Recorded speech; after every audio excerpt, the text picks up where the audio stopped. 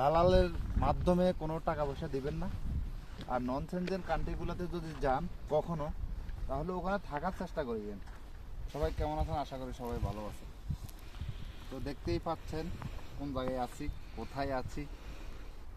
আপনারা ইতিমধ্যে জেনেছেন কোন শহরে আছি, কোন দেশে আছি। তো পাশে তো দেখতেই পাচ্ছেন বরফ আর বরফ, যেটা ইউরোপের কান্ট্রিতে দেখা যায়। তো চতুর্দিক থেকে যেদিকে তাকাই ওইদিকে বরফ আর বরফ। গাছ পাহাড়গুলোতে দেখেন কি অবস্থা, সাদা পাহাড়টা দেখান। এ হলো ইউরোপের বর্তমান অবস্থা। তো আসলে আমরা অনেকেই ইউরোপের স্বপ্ন দেখে থাকি, তার মধ্যে কোনো এক সময় আমিও দেখেছিলাম। তো আল্লাহ আমাকেও আনছে ইউরোপের মধ্যে।